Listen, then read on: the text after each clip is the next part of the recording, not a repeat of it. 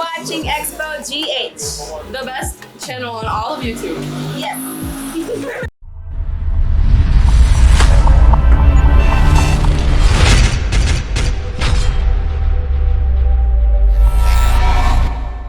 Hello, hi, Xposed GHFM member, subscribe, share. But to announce Akabi. Pacho, yeah, story be about ya baby. Girl na a shootu no, and yes, a shootu no. A unfortunate incident na guy ne kolokito na me say oh nim na direction e born ko the coma. So onim story ni year near you post here na me ne Empress here interview no. That's what the story I'm talking about. And then ya girl no papa kasa. O say ajobre. O say guy no family na abehu no. Na ono so hwe mu na wa hu say this is an unfortunate incident. Yenko tie ne mra. And I bear no crowd my muselli you. Na muselli and yabo apaye and I bear mano. Sabe, or the cum the bano. People can see two smooth. Mumuka tell me bano cross and go on, sorry. And I'm says to be oba, na come and bring one into. And we do not cook penance so. And one this see. If you may get about Lisa, you follow. I'm a tree in the for Africa. So more I should didn't call hospital necessary. I knew it. So we shall never this year. We shall come around and say, the Omubano, a Kayano, Safran, you said we walk up. No Banakayano, when I could be put for them. They are put from a candidate. See a dear when you didn't talk with them for squad. That's you couldn't know what your home I end about them. And you more kind say, I wish I am more. You I am where I crave a fast one. You bet crap with this year. Some you, Nipano, my friend, my dear. I may calm my car, you say. It's immediate. The near Busiano. Any Mumbai and I are going to say, you shall canoe ye. You see any we are. Now, sing your way to that. Rebecca. And she said, I'm not for Cassa. Yes, sir. And now, we had done Okuno in the Nipano crisis. See, I'm an Ocase, Menanti, and in Tiesa, yet Nicole man. Manyan in Tiesa, yet Nicole man. A police for a channel. You see, and there. And here, and there we are, minimal cases here at Nicole man. I'm paying for so much. You didn't social media, didn't TikTok, you didn't radio Sony Huano.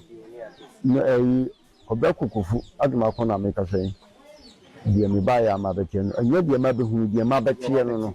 Sanse adiana nsi wotano so ha nsi wa ha nsi wo yeji ho na wo a wo ye agya no na wo ni yeji ho mprempre na adiana so ye no nyina no si ye na wo ni ho me ma adwun se nyankopɔ boa sebiti bia me no betwa na mo akɔ yeji ho okay na ba ko hu bi twam no se akire mu obi ka efa ho a masaka ma amansan nyina Ghana man nyina asim na ma asem tia abusia yam papa se me kai wo se yam papa ye ne ne di nkomo yi ya opanyina ne ba ene ye nua ba ene etuo akasa no a oda fom a busia nyina eni da kotomo jama ye ne abre nya de ketua na ayare ho sem kese doc media ye di dwuma di ibro aha ye ka no so ya ba oba no ne papa enchen ene ye ne ne twetwe nkomo yi yam papa eye kwabna kokofu ono ene agya ne de hye efri ne nsa ya na said your ma wonya nchiremu no nukreni enya boapaye san eja akasa eja sabe eja ono na ne ba ono na ne ba bi nsuo o se ne ba no opam chow ne ba ne kodi agro bi na anko yie boy no wan shada because boy ne has been so good to them I say abusia ne cry I reach out to them sometimes asemusia the response or the step that you take will determine whether you'll be forgiven or not. As I see here, no, boy Nebusiafo has reached out, begging and pleading with them, say, why should that? Wait, na yenim say nebeba.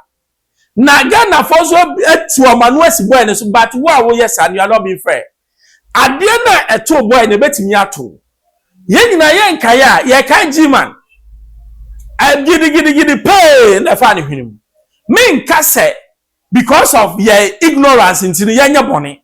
But enfumso ba yen hu se ne beka no because ne to boy no se ochina chebetimi ato. Me nka say nto na to na nipa ye o say how would you feel? They be am say before you talk about somebody, put yourself in the person's shoes. Now she say you feeling good at talk about it and feeling good at don't talk.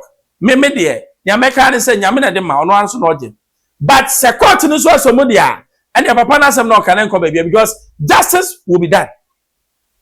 If there's something a manslaughter case be near the man, there's still an imprisonment. So that obi so be so nyansa say sabe oya brant oya baba wa sabe ukohu obi a kwana kofie na kotu trisa. Yes, boys and girls be wo honema obi wo honema the boyfriend and did sa 20 years. En saba ku krotoda sina enkoso ba krotoda sadi pano da girl ba be da wo be wu no be bonsam hwe o shia be ma na pena kofi na kwa de ho ade sa ayoyo yenko hotel yenko didi ye ho ne de wotimi wo obi wo ha madafu bi sa na girl no asma eti wo putu ne so no girl ye ash na lo fo sa ne ho ba wo hwe na girl ko off no wa wu awie yen ye ko na chale ya dafu bi ye ko pay hela asa no sorry ye no wie na madafu say friako e ma bi to because e bi to wa so ba ye hye papa wo a wo twempena yie na ye ne amamre kwan so enye sa asem to wa me frame ya me ma aha Xposed GHFM member subscribe share me to mana osaka manuasi. Keep watching Xposed GH, the best channel on all of YouTube. Yes.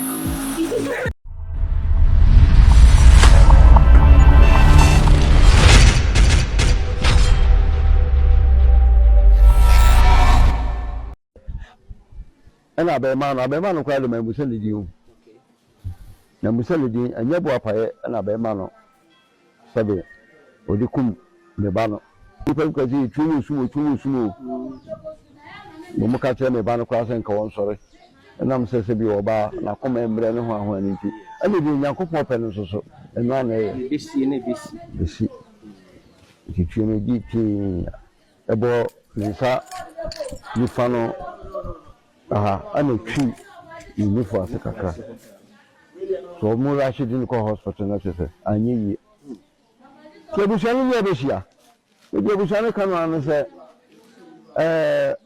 bi omo ba no e kan ye no sa kwan de se bi woko yo ba no kan ye no ahwani nyina ko dia politifo nsem de politifo me kan de si e dia kwan ye de ne ko dan fallen squad na si be kun ni ho ahwade nya ho no omo gege ai ndi ya ba sem de omo kan se abusuan ye moa ni nyina ye hu akwa ye be fa so a ye be kwa me de hye no sabio nipa no ma hwe ma de na me kan ma